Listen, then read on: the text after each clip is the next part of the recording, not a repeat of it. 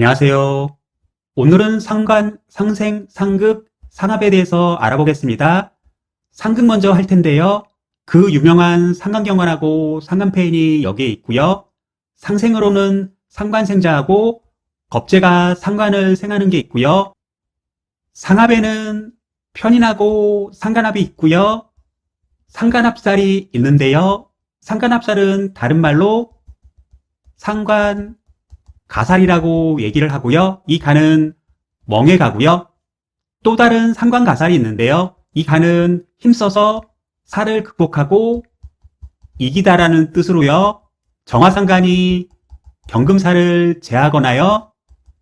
신금상관이 간목이란 살을 제하거나 이기는 걸 말하는데요.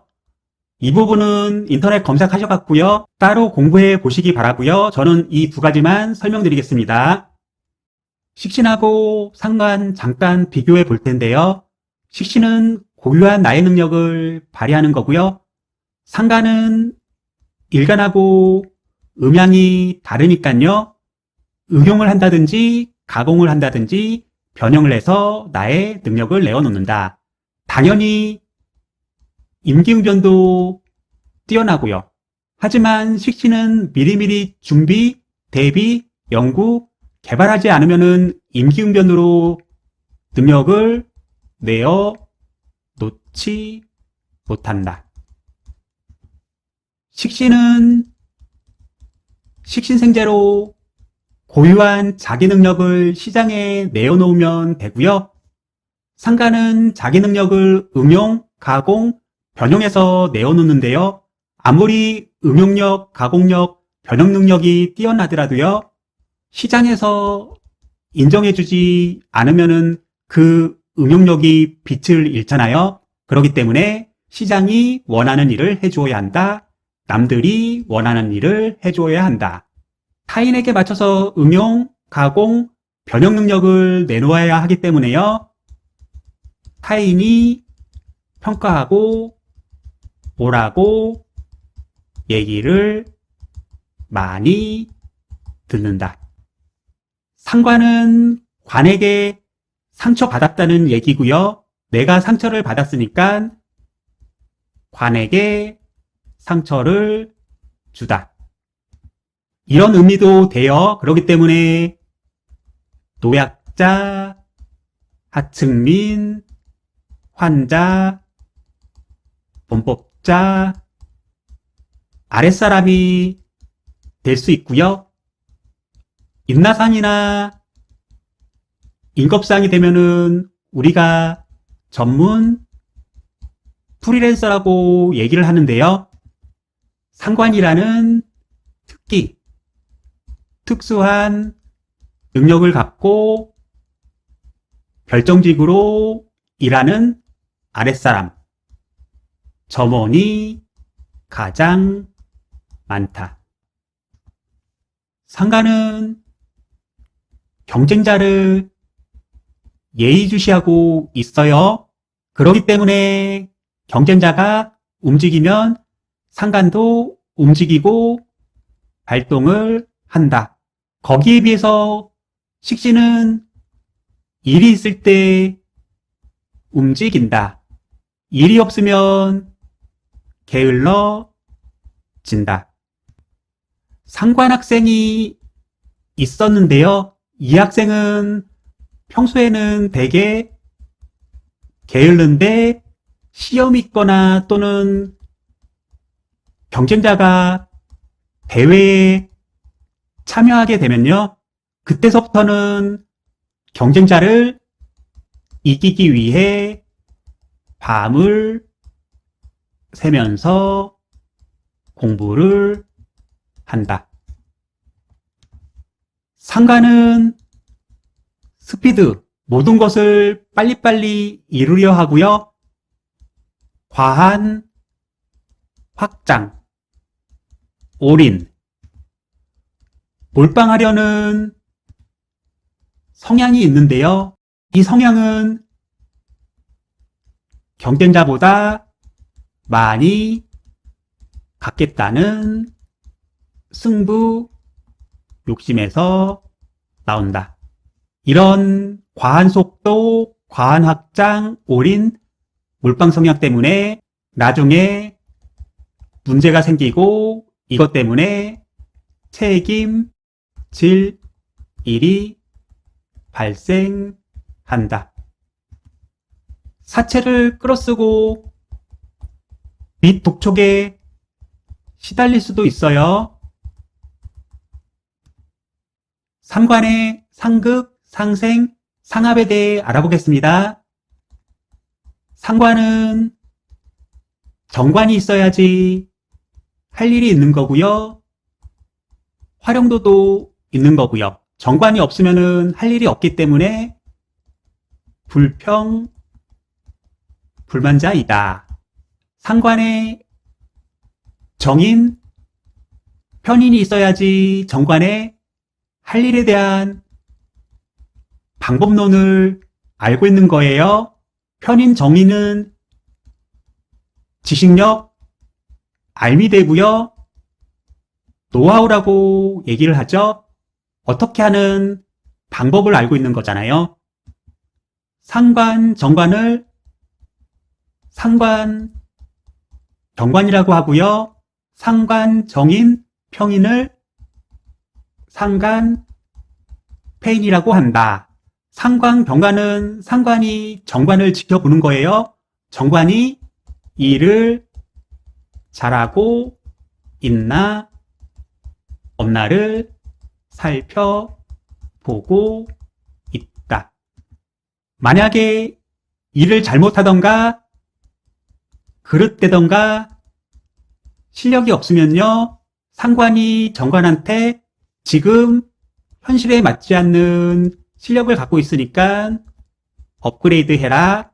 너의 일을 잘못하고 있으니까 수정하고 개혁을 해라. 라고 상관이 요구하는 거다.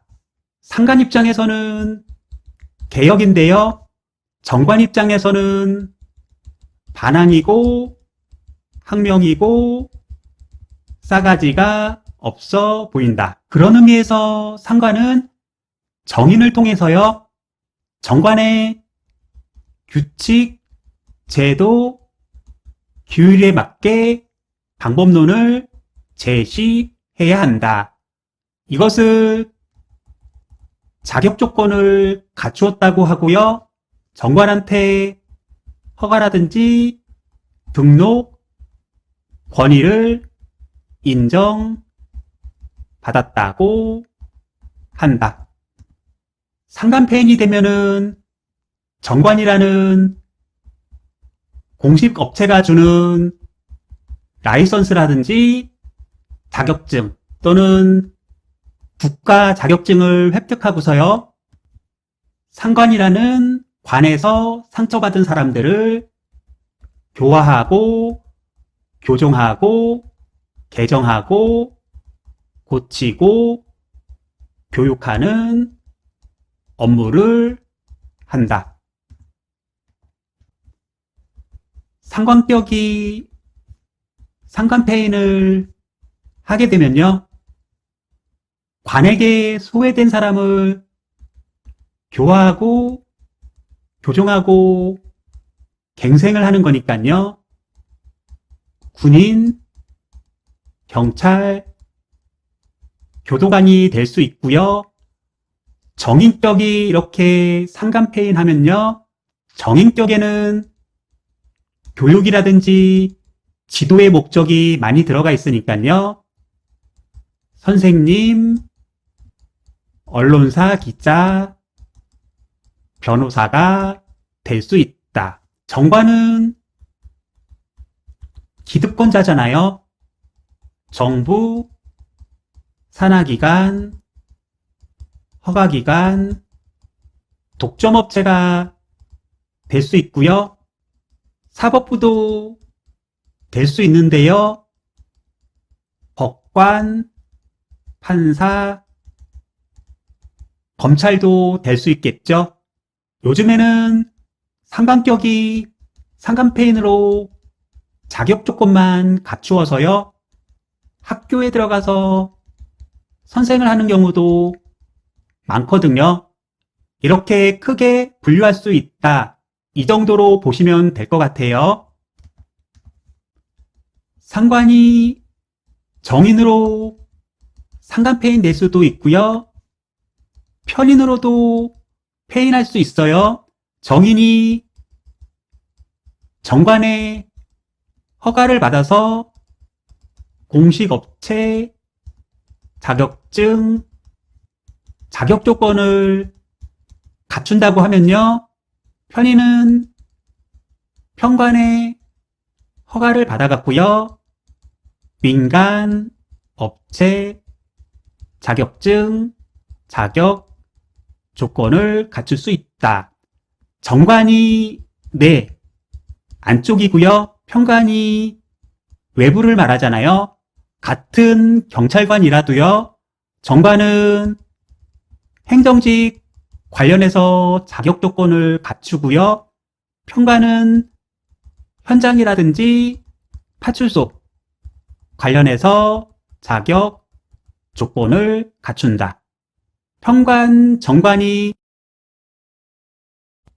여행사 직원으로 자격 조건을 갖추면요. 정인은 공식업체 여행사 자격 조건을 갖추고요. 편인은 사설, 업체, 여행, 자격, 조건을 갖춘다. 정인하고 편인하고 폐인으로 모두 자격 조건을 갖출 수 있는데요. 정인은 조금 공식적이고요. 편인은 사설, 민간적인 부분이 강하고요. 정인은 내부 업무라든지 규칙, 제도, 규율에 따라서 움직이는 자격 조건을 갖추고요. 편인은 외부라든지 영업, 실적을 내고 문제를 해결할 수 있는 실질적인 자격 조건을 갖춘다. 오늘 강의는 여기까지 할 거고요. 다음 시간에 상생, 상합 알아보겠습니다. 고생하셨습니다.